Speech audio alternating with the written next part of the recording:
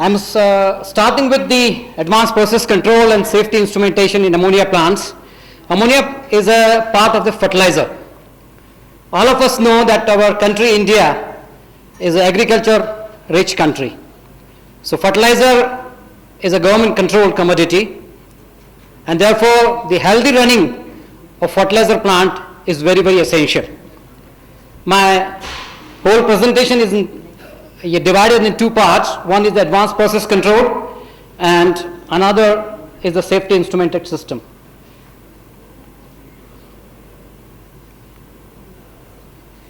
Now, the ammonia plant, as you may be knowing, it's a very fast, interactive and continuous process. It's very hard to back on line once it trips. It's very demanding, high temperature, high pressure, mostly gaseous streams, reactions are complex, and it has expensive catalyst. So all these lead to the optimization of the plant. And why this advanced process control is needed is very simple. In our DCS, what we give is a single input and single output. And that is how our controller works. But the advanced process control is a multiple input, multiple output. That is the main advantage of that. The small schematic where this ammonia process is there. Now, whosoever is doing business, at the end of the day, they want that the throughput should be as much as possible with the improved quality of the product. So APC does all these things. It improves the product quality, profitability, efficiency, save time using model automated development, and the test control application and train operators with offline model predictive control solutions. We were just talking about the information. So all this information should result in optimization of the plant. With our past experience, how we can run our plant more efficiently. So that is what is put in the model predictive solution where the APC has to work. Now, what is there in APC and how does it work? What it does, it takes the multiple input and multiple output dynamic model. It operates more proactively. It means it predicts what is going to be there in the future, looking to the process parameters. Then it handles the constants simultaneously. There are equipment which has got some constraints. Those have to be taken care while the plant is in operation. And then it operates in the most profitable condition, that is the constant optimization problem. Now, what is actually APC doing is, the advantage of the advanced process control lies in its knowledge of the effects of the past actions of manipulated and disturbance variable on the future profile of the control and constant variables. These four terms are slightly difficult. I will just come up with all those terms in the slides which I am going to tell you. Now, the main thing is that there are two types of savings. One is the hard saving, another is the soft saving. The hard savings are visible. It is visible in terms of the monetary benefits. And the soft savings is the smooth and efficient operation of the plants. Now, what is happening is, if you will see, CV stands for the control variable, MV stands for the manipulated variable, and that is how what was in the past, what is going to be in the future, that is the model predicts. What does it require actually? How this APC works? We require the model of the process, and then these are the four terms: manipulated variables, control variables, disturbance variables. And the control variable, it responds to the manipulated variable and the disturbance variable change. Accordingly, the control variable works, and then it predicts future on the control variable. Now this is something now clear from here, that there is a control variable, it goes to the PID block, and then the manipulated variable is there. Now these are the terms which I had just talked of. Control variable is the process output which is to be maintained at a specific set point. Constant is the process output which must be maintained within operating range because we cannot go out of that. And manipulated is the process input which is adjusted to maintain a control variable at serial number 1 at set point or a constant variable within the limits. And what is the disturbance is process input which may affect both controlled as well as the constant variables. Now, this is how the APC system works. It predicts and then it controls, and ultimately you get the controlled variable at the output. If you go with the traditional DCS system where we get the PID blocks, then we give feed forward signals so as to see that our plant runs efficiently. You see there is a museum of lot of blocks are over there. All control and constant blocks are there. My madam at NTPC is laughing because she is going all the time, all those PID blocks to be checked for the optimization of the boiler or the turbine. But if we go to the APC, you see the blocks have reduced drastically. And it's very easy to control it. That is the advantage of this. Now, how does actually the APC implementation methodology? That was the basic of how that APC works. Now, the first thing is that any plant, we have to go in the two phases. The first is a feasibility study with the benefit analysis. If we go for the advanced process control, how does it's going to give us the benefit to our plant? Means what are the savings? As I told you, just hard savings and maybe the soft savings. And once we found that the savings are good enough to implement it, then the next phase is the functional design specification. We make it, then the step test is done, then the model, as I was telling you, model predictive control it is. The past data of the plant are converted into the model predictive control, then site commissioning, and then the training is done. Now you will see that at our ammonia plant at DCM Shriram, Kota, we implemented the APC in the two controllers. One is the front end controller and the second is the synthesis controller. And the number of variables are visible to you, which we have given it over here. Now these were the variables which were monitored from the set point, their process value, their manipulated variables, their constants, and the disturbance variables. Now, there are two types of architecture which is presently available in the market. One is you have a DCS of X vendor, you go to the vendor which is Y, you install a separate server, all the data which are there in the X vendor go to the Y, it then processes, then again gives an output to the DCS, and that is how the system is controlled. At that time, see that the knowledge of the operator. Now here in the past sessions we had come down that the knowledge is very important for the operators to run the plant. And as the instrumentation branch, you will find that nowadays the engineers, they want to work in an AC environment. Nobody wants to go outside, as we were hearing from last 3-4 times in the presentations. So what is happening is a rich knowledge of the instrumentation people is going towards the IT. And now the instrumentation is more IT. All the informations coming on the operating workstations, they have to be optimized so that the whole plant is run from the control room. And as the older people, they get retired, the knowledge of running, because ammonia is a very complex process. It's not like simply you switch it on and then it works.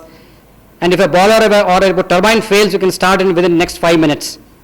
But fertilizer plant takes nearly 36 hours to restart if there is one single tripping.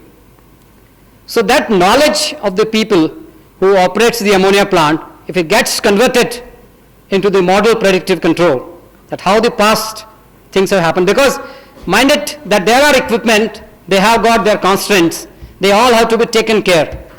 The plants which are older, you have to take all the constraints into the consideration while you design the APC. So there are systems available in the market where the APC itself is available as a module in the DCS. The only thing is that you have to take the license for that. So there is no extra third-party software or hardware which is importing those old data into the system.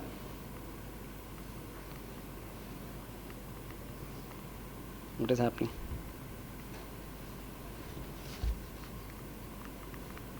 Something wrong with this? Yeah. So these are some of the, I am just going quickly because the next safety system is also taken. These are the controller's objectives which we had taken. These are the particular parameters which were monitored for the benefit analysis. And at the end, what was the summary? How could we get it? You will find that basically what happens is, once you implement advanced process control, any variable has got a deviation from the set point. Now, in advanced process control, what we do is, we take the average of the value, and what is the standard deviation from there? These two things are monitored. And you will see that the reduction in the standard deviation is there in the column number 3. And that ultimately results in the standard operating condition change. And we can convert it into the monetary funds, which will be able to tell that, I'm just telling you to have a feeling that what was the trend before, what was the trend afterwards. You will find that there were large variations before, and now after implementation, the graph has gone down. That is, the deviations have become small. Now, the next thing is about the safety. It is implemented in ammonia plant at Kota, at DCM Shriram. Now, the next one is the safety instrumented system. You know that the capacity of the plants are increasing day by day. There was a time when you used to have 30 metric ton per day ammonia production, which has gone now to 3,500 or 4,000 metric tons a day. And the risk involved with the ammonia plants is quite high. Those of you who have gone through fertilizer plants must be knowing that there is ammonia storage tank called as hot and spare. 1,000 metric ton bulbs are there. Even a small leakage can kill a whole city. You are very well aware of the Bhopal gas tragedy in 1984. You are aware of the Chernobyl. You are aware of Fukushima.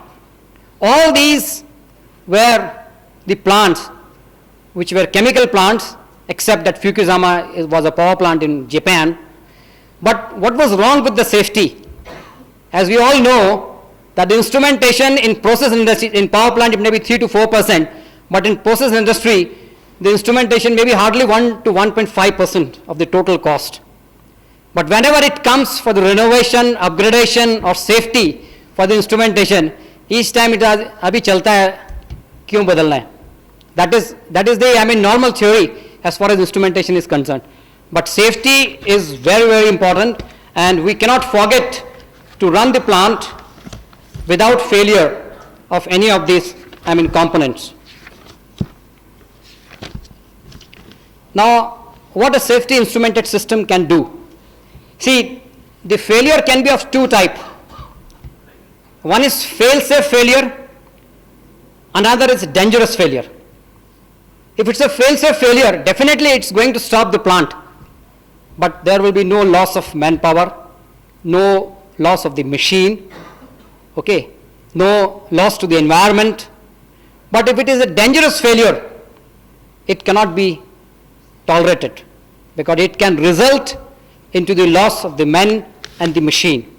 So what actually the safety instrumented system, which is also known as emergency shutdown systems, safety shutdown systems, or the safety interlock system, all these things are same.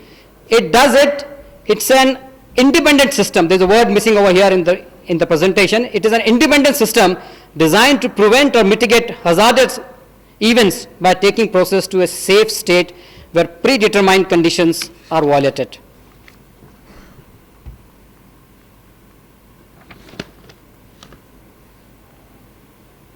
Now, the safety instrumented system has got the two components, that is safety instrumented function and safety integrated level. And as the DCS has got the controllers and IO modules, the system has got logic solvers, sensors, and the final element.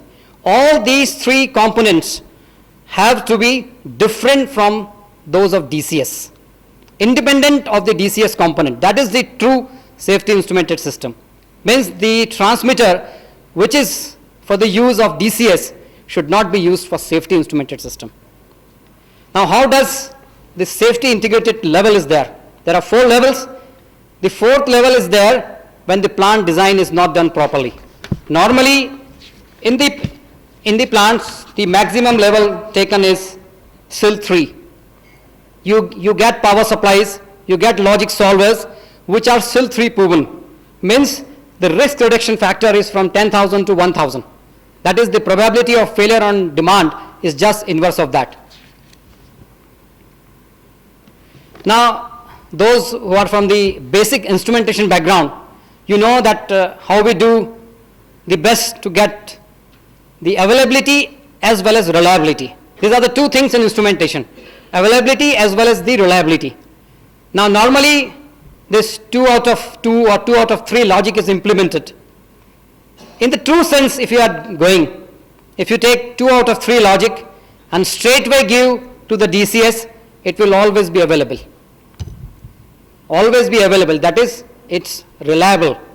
And any of the one transmitter out of 3 goes, then also it will take and give you the system. But once we go for the SIS, what actually happens is, you take all these 3 transmitters, take those signals, give to an repeater or an isolator, gives 3 signals to the DCS, 3 signals to the SIS system. And sometimes what the people do is, to save the money, instead what they do is, they take all these 3 signals to the SIS, and from there the final tripping is generated. And the SIS controller, it works as a communication controller and gives the information to the DCS where these readings are read. So that is how the logarithm is there. Now, if you have, as I was telling you, for APC it is embedded software, here also the same thing is there. And nowadays the technology is coming, and it has already come that the SIS should be on the same platform as of basic process control system, that is BPCS. So it's very, very simple. You don't have to go for a separate engineering workstation for DCS, separate engineering workstation for BPCS. The same will work. The only thing is that the color of the modules, as you are seeing, the black color is for DCS, for SIS, sorry, and the yellow one is for the SIS.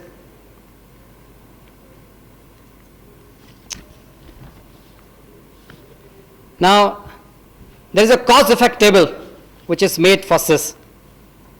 And suppose the instrument air pressure is low, now what is the effect?